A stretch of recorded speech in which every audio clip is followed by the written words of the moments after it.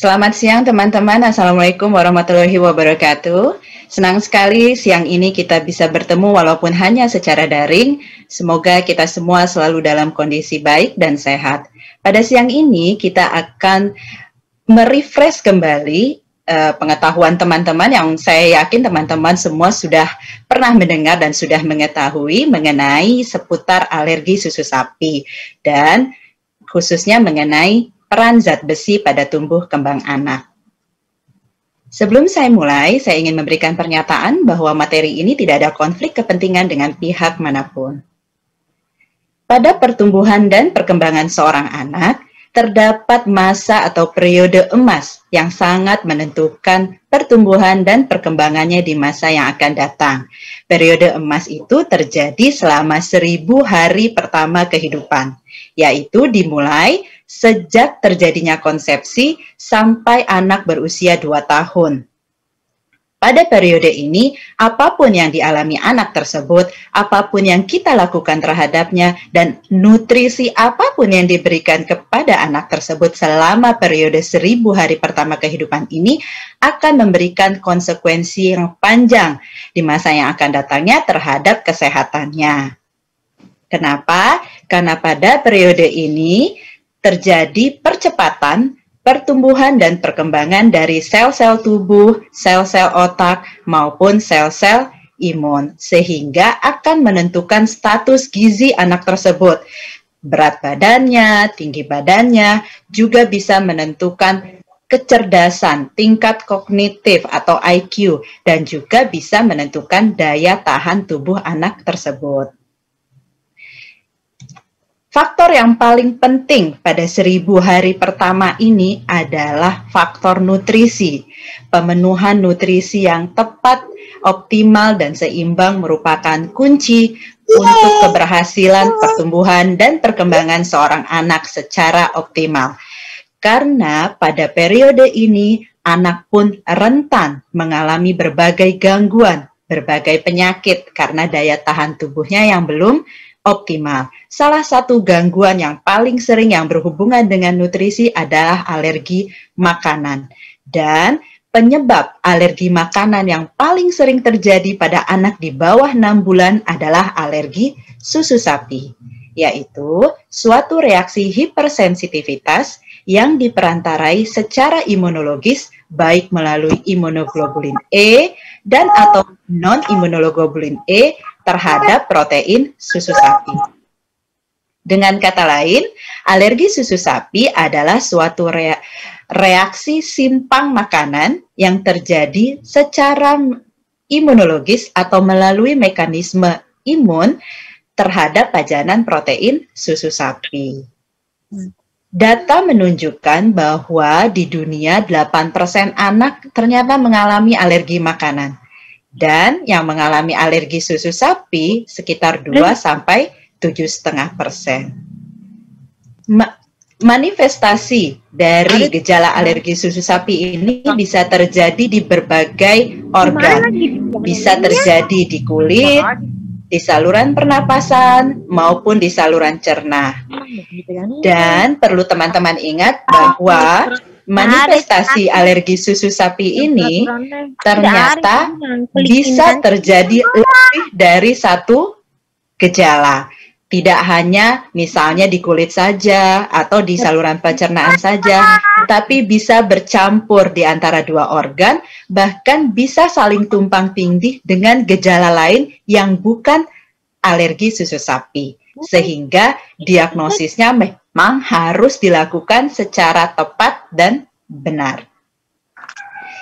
Di kulit, alergi susu sapi bisa ditemukan berupa dermatitis atopik atau eksim kulit. Kemudian juga bisa berupa urtikaria ataupun angioödem. Sementara di saluran pernafasan, gejala yang ditemui biasanya hidung berair, sering bersin-bersin, dan batuk yang hilang timbul tapi bukan merupakan batuk infeksi. Kemudian pada saluran cerna bisa ditemukan bayi yang gejalanya sering muntah, regurgitasi, diare atau konstipasi, ataupun diare atau tinja yang mengandung darah. Berdasarkan ringan beratnya gejala, alergi susu sapi dibagi menjadi alergi susu sapi gejala ringan sedang dan gejala yang berat. Hal ini kita bedakan fungsinya untuk tata laksana dan juga langkah diagnosis dari seorang anak yang mengalami gejala alergi susu sapi. Apakah dia termasuk kelompok yang ringan sedang maupun kelompok yang berat? Karena langkah untuk mendiagnosis dan langkah untuk tata laksana di kedua kelompok ini ternyata berbeda. Pada gejala ringan sedang bisa kita temui gejala-gejala susu sapi yang telah saya sebutkan tadi, tetapi sifatnya ringan, tidak berat. Sementara pada gejala yang berat, manifestasi yang ditemukan tidak berbeda dengan yang ringan, tapi lebih berat. Misalnya lesinya lebih berat, lesinya lebih luas, dan umumnya bisa mengancam jiwa seperti syok anafilaksis. Bahkan bisa menimbulkan gagal tumbuh pada seorang anak. Jadi dia juga Alergi susu sapi ternyata memiliki dampak yang panjang pada seorang anak. Dapat berdampak pada pertumbuhan dan perkembangannya yang akan mengganggu tumbuh kembang anak secara optimal. Apa saja yang bisa terjadi pada masa bayi? Anak misalnya yang mengalami alergi susu sapi dengan manifestasi dermatitis atopik, kulitnya akan merasa gatal, merah, nyeri, tidak nyaman, sehingga akan mengganggu kualitas tidur dari anak tersebut. Gangguan kualitas tidur secara tidak langsung akan mengganggu pertumbuhan fisiknya dan perkembangan dari otaknya juga. Selain itu, dari gejalanya sendiri yang bisa mengganggu atau memberikan dampak secara langsung, misalnya pada pemenuhan nutrisi atau pemberian nutrisi yang kurang tepat dan kurang sesuai, maka akan mengganggu pertumbuhan fisik anak yang mengalami alergi susu sapi. Berat badannya akan terganggu, tingginya pun akan terganggu. Sehingga pada akhirnya perkembangan otaknya pun akan terganggu, anak sering sakit, sehingga sering absen, tidak fokus dalam belajar, dan juga bisa mengganggu interaksi sosialnya. Selain berdampak pada anak tersebut, ternyata alergi susu sapi juga bisa berdampak kepada keluarga. Kualitas hidup keluarga akan terganggu, terutama ibu. Ibunya akan stres, mempunyai anak bayi belum bisa ngomong, nangis terus karena kulitnya yang gatal, kulitnya yang merah, atau ibunya stres melihat anaknya tiba-tiba buang air, ada darahnya. Dan stres itu akan mengganggu secara psikis atau psikososial dari ibu yang memiliki anak dengan alergi susu sapi. Akhirnya akan juga berdampak pada kualitas hidup keluarga. Selain itu juga bisa berdampak kepada ekonomi, baik keluarga maupun nantinya pada ujungnya akan mengganggu ekonomi suatu negara. Oleh karena itu, alergi susu sapi perlu didiagnosis secara dini, perlu didiagnosis dengan tepat dan benar agar tata laksananya juga dapat diberikan secara baik dan benar. Karena apabila alergi susu sapi tidak didiagnosis dengan baik atau didiagnosisnya terlalu lama, terlambat, maka anak tersebut berisiko mengalami defisiensi nutrisi. Defisiensi nutrisi pada alergi susu sapi bisa terjadi yang pertama karena asupannya yang tidak adekuat. Misal karena restriksi makanan yang berlebihan akibat diet eliminasi atau penghindaran pada anak dengan alergi susu sapi. Misal seseorang mengalami gejala alergi susu sapi atau gejala alergi pada anak bayi. Tiba-tiba ibunya tidak mendapatkan diagnosis yang baik. Ibunya hanya baca melalui media sosial. Kata A, kalau anak alergi harus menghindari makanan A, B, C, D, semua jenis makanan dihindari. Sehingga asupannya kurang dan mengganggu pertumbuhan serta perkembangan dari anak tersebut. Berdasarkan suatu penelitian, ternyata pada anak yang melakukan restriksi makanan dibanding anak yang tidak melakukan restriksi makanan, terdapat perbedaan dari kandungan mikronutrisinya atau nutrisi mikro, baik itu berupa kalsium, fosfat, dan juga zat besi.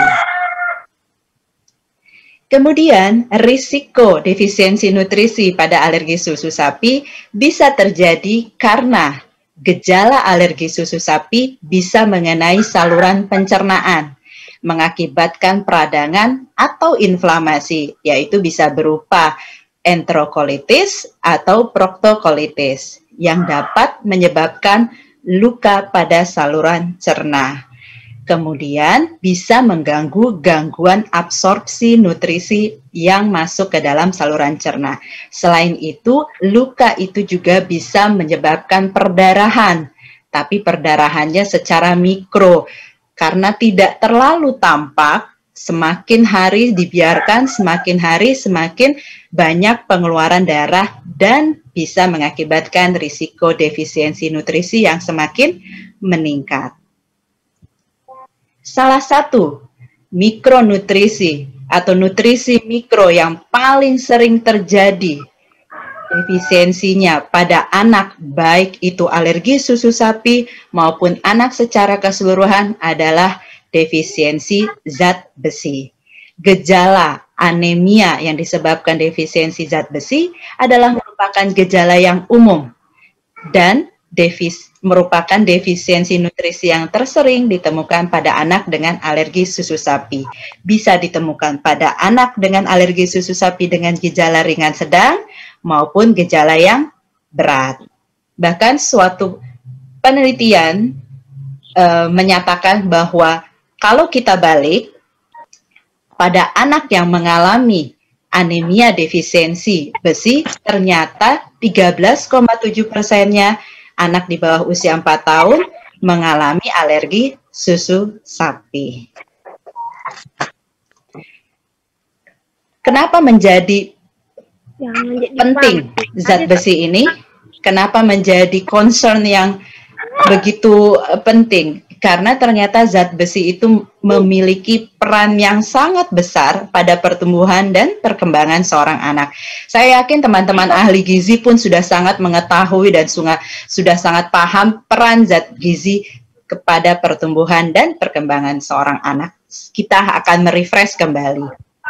Di sini ada rentang waktu proses perkembangan otak yang terlibat dalam perkembangan memori dan kognitif atau kecerdasan dan berhubungan dengan peranan zat gizi atau kerentanan terhadap kekurangan zat gizi.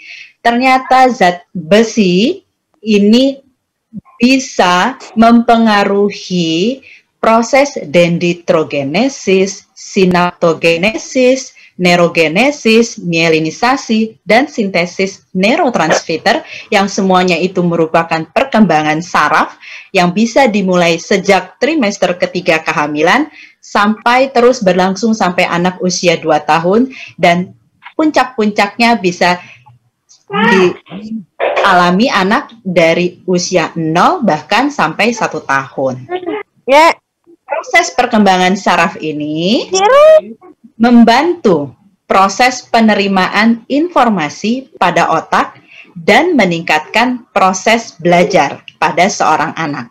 Apabila seorang anak kekurangan zat besi, maka sangat mempengaruhi fungsi kognitifnya, memorinya, bahkan tingkah lakunya, dan juga perkembangan seorang bayi yang akan memberikan efek jangka panjang terhadap masa yang akan datang. Selain pada perkembangan syaraf, zat besi juga dibutuhkan untuk membawa oksigen ke sel-sel tubuh agar berfungsi optimal, sehingga dapat mendukung anak untuk aktif bereksplorasi dan siap belajar. Zat besi juga merupakan sumber energi bagi otot untuk mempengaruhi ketahanan fisik dan kemampuan aktivitas seorang anak. Sehingga apabila seorang anak Kekurangan zat besi ini akan mempengaruhi pertumbuhannya dan anaknya mudah menjadi lemah, mudah menjadi lemas, tidak aktif sehingga tidak bisa bersaing dengan teman-teman sebayanya. Maaf Mas Agil, hanya saya saja atau memang saya mendengar ada suara yang lain ya?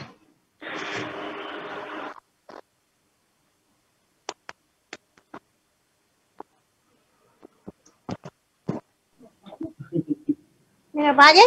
Mas Agil? Dokter Molly izin, saya akan mute semuanya, nanti Dokter Molly unmute sendiri ya. Iya. Baik, terima kasih. Karena Dok, saya mendengar ada suara-suara lain dari tadi. Betul Dok.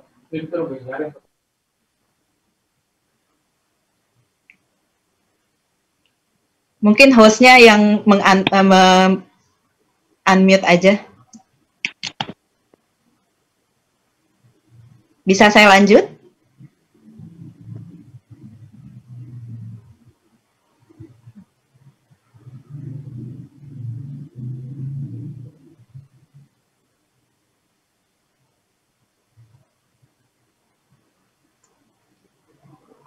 Bisa saya lanjut? Silakan Dok. Oke, terima kasih. Ya.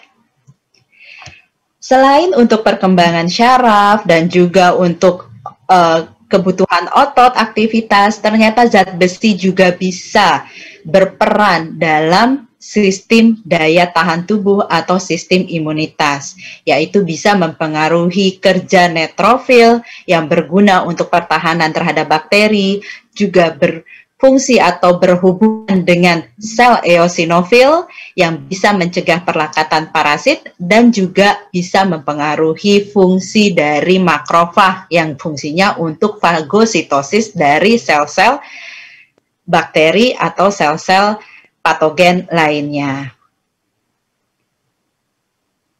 Sayangnya, baik di dunia maupun di Indonesia sendiri, defisiensi zat besi ini masih banyak terjadi.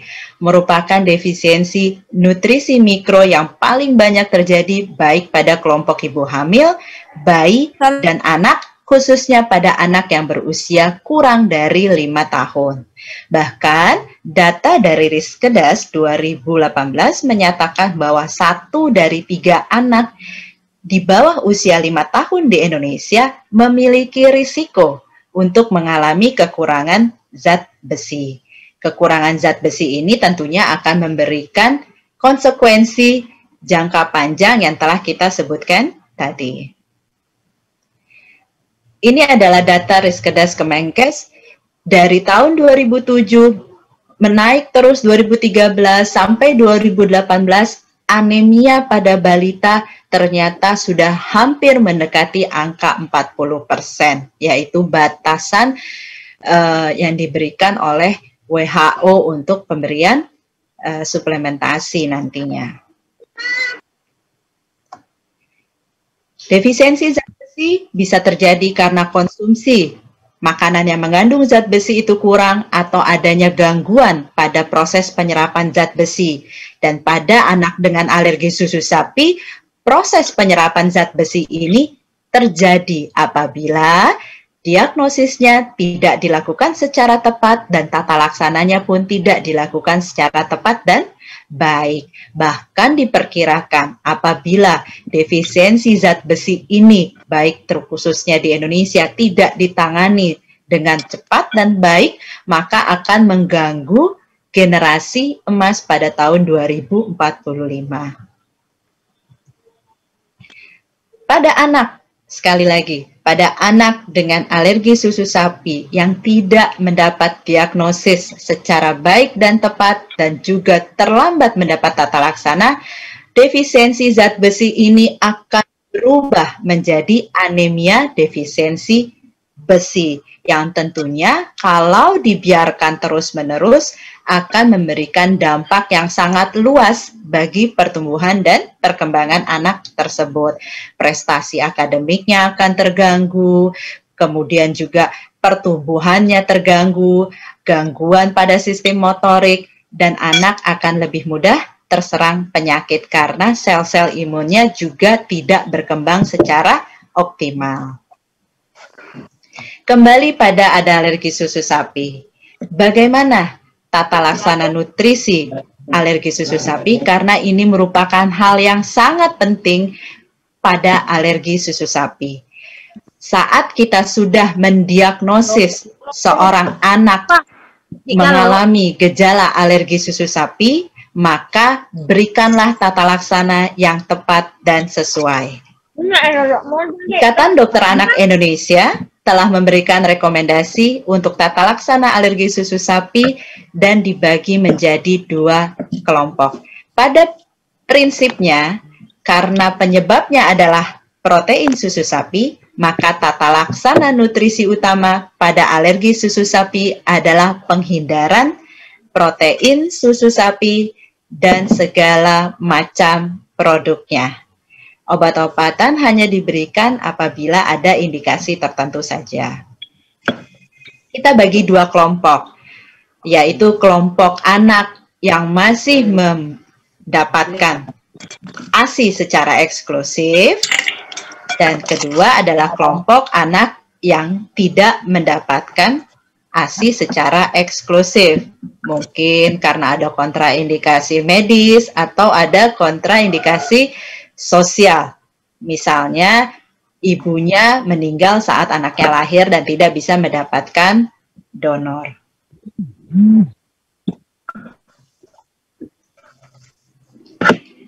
Pada anak yang mendapatkan ASI secara eksklusif, tata laksana yang diberikan adalah anak atau ASI tidak dihentikan. Ibu tetap memberikan ASI secara eksklusif. Tetapi ibunya pantang untuk mengkonsumsi segala macam protein susu sapi dan produknya. Kemudian, pada kelompok yang mendapatkan formula, tentunya pada kelompok ini bayi atau anak mendapatkan formula susu sapi standar. Apabila sudah mendapat diagnosis alergi susu sapi, formula susu sapi standarnya harus dihentikan dan harus diganti dengan formula yang dikenal dengan istilah formula hipoalergenik, yaitu formula hidrolisat ekstensif dan formula asam amino.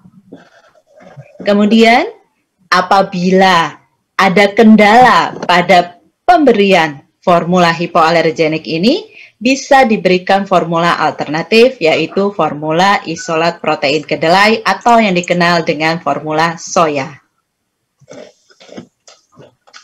Yang utama dan satu-satunya pada anak baik dengan gejala alergi susu sapi maupun tanpa gejala alergi susu sapi, nutrisi yang paling penting, utama, dan terbaik adalah pemberian ASI secara eksklusif sampai 6 bulan. Karena teman-teman pasti juga sudah mengetahui bahwa ASI ini sangat kaya akan kandungan.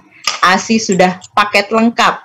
ASI mengandung makronutrisi, ASI juga mengandung mikronutrisi, ASI mengandung zat-zat bioaktif seperti sekretory imunoglobulin A untuk daya tahan tubuhnya, terutama toleransi oralnya.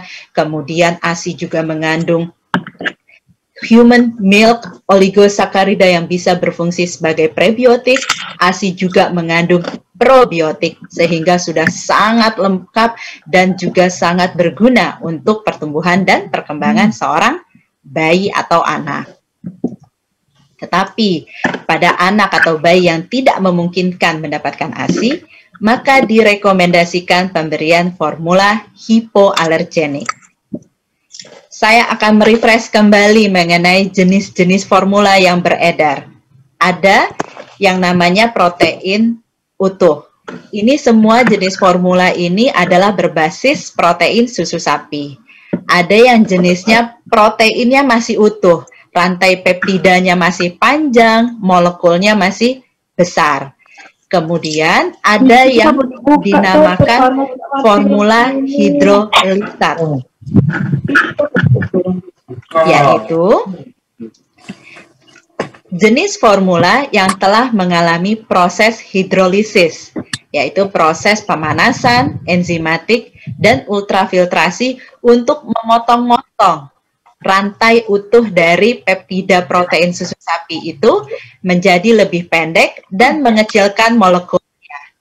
Ada yang proses hidrolisatnya hanya sebagian, ada yang ekstensif, bahkan ada yang sangat sempurna sampai tidak hanya menjadikan peptidanya lebih kecil, tidak hanya memendekkan rantai peptidanya, tapi sudah tidak mengandung peptida lagi, tapi hanya mengandung asam amino. Yang dinamakan formula hipoalergenik adalah protein hidrolisat ekstensif dan juga formula asam amino. Karena kedua formula ini tidak memberikan reaksi alergi pada 90% anak dengan alergi susu sapi. Kedua formula inilah yang digunakan untuk tata laksana pada anak dengan alergi susu sapi. Sementara kedua jenis formula lainnya, yaitu protein utuh dan hidrolisat parsial, tidak bisa digunakan lagi pada anak yang telah didiagnosis alergi susu sapi. Tapi teman-teman juga mungkin sudah mengetahui bahwa dari kiri ke kanan, walaupun sifat alergenitasnya semakin kecil, tetapi rasanya juga semakin tidak nyaman. Dan harganya pun semakin mahal. Oleh karena itu, apabila seorang anak memiliki kendala dalam pemberian formula hipoalergenik, misalnya terdapat kendala rasa, kendala biaya, dan juga kendala ketersediaan formula hipoalergenik, maka anak dengan alergi susu sapi bisa diberikan formula alternatif, yaitu formula soya. Tetapi tetap harus dipantau secara ketat karena masih ada kemungkinan terjadi reaksi alergi terhadap formula soya. Kenapa? Karena keuntungan formula soya seperti tadi tidak mempunyai protein susu sapi, rasanya lebih enak, dan harganya juga lebih terjangkau.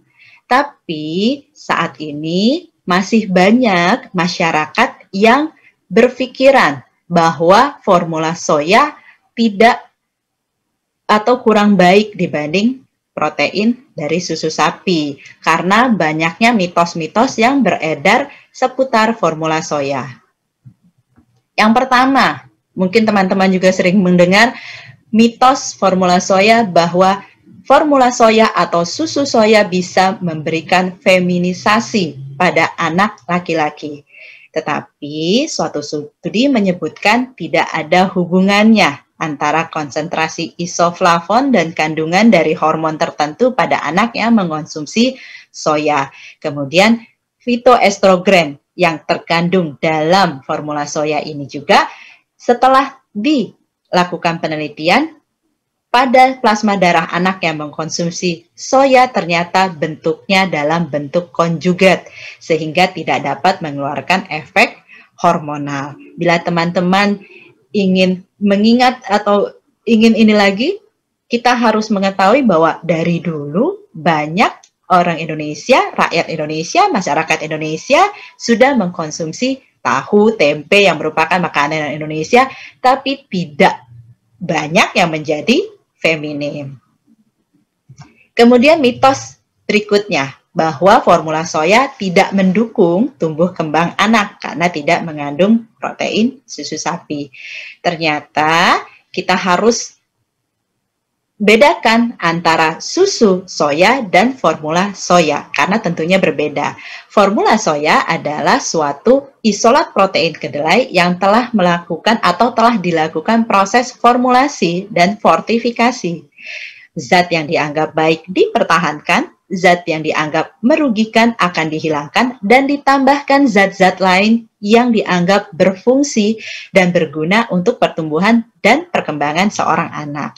Suatu studi menyatakan atau menunjukkan bahwa ternyata tidak ada perbedaan antara pertumbuhan tinggi badan dan berat badan anak-anak yang mengkonsumsi formula soya dengan anak-anak yang mengkonsumsi susu formula biasa atau yang berbasis protein susu sapi.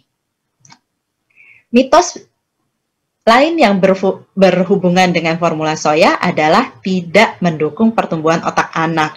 Tapi suatu studi telah melakukan pada anak usia 9-10 tahun yang pernah diberikan formula soya selama tahun pertama kehidupan, ternyata tidak ada perbedaan dalam hal IQ, dalam hal perilaku, dalam hal belajar, atau masalah emosi antara anak-anak yang mengkonsumsi formula soya dan anak-anak yang tidak mengkonsumsi formula soya. Mitos lain yang terakhir adalah bahwa formula soya tidak bisa mendukung sistem imun dari seorang anak atau daya tahan tubuhnya. Tetapi suatu studi telah menyatakan bahwa tidak ada perbedaan kandungan sel-sel imun, baik itu sel limfosit B, limfosit T, jumlah imunoglobulin, serta titrasi antibodi pada virus polio yang diberikan pada anak yang mendapat ASI, formula standar maupun formula soya. Tapi sekali lagi, yang diberikan adalah formula soya, artinya susu soya yang telah dilakukan formulasi dan fortifikasi. Ini semua adalah untuk tata laksana alergi susu sapi, khususnya tata laksana nutrisi. Lantas bagaimana untuk pencegahan terjadinya defisiensi zat besi? Maka yang pertama, anak baik yang mengalami alergi susu sapi maupun semua anak yang tanpa alergi susu sapi pun harus diberikan makanan yang mengandung kaya akan zat besi, baik itu yang mengandung zat besi hem dari hewani maupun yang non-hem dari nabati. Selain pemberian makanan yang mengandung kaya akan zat besi, juga usahakan untuk memberikan makanan yang bisa membantu proses penyerapan zat besi tersebut di dalam saluran pencernaan atau yang dikenal dengan istilah promotor zat besi seperti vitamin C yang mengandung atau buah-buahan dan sayuran yang mengandung vitamin C, dan menghindari makanan yang dapat menghambat proses penyerapan seperti teh. Sehingga sebagai simpulan, nutrisi adalah faktor terpenting dalam tata laksana alergi susu sapi. ASI adalah pilihan nutrisi terbaik, satu-satunya dan tentunya utama. Tapi pada anak dengan alergi susu sapi yang telah didiagnosis alergi susu sapi yang tidak bisa mendapatkan ASI, maka pilihannya adalah formula hipoalergenik. Apabila tidak bisa diberikan, maka bisa dipikirkan sebagai pilihan alternatif adalah formula soya. Dan pemenuhan mikronutrien, terutama zat besi, harus diperhatikan pada anak, khususnya dengan anak dengan alergi susu sapi maupun semua anak tanpa alergi susu sapi, karena hal ini akan memberikan efek yang panjang di kesehatan dan pertumbuhan perkembangan anak tersebut. Sekian presentasi dari saya. Terima kasih. Wassalamualaikum warahmatullahi wabarakatuh.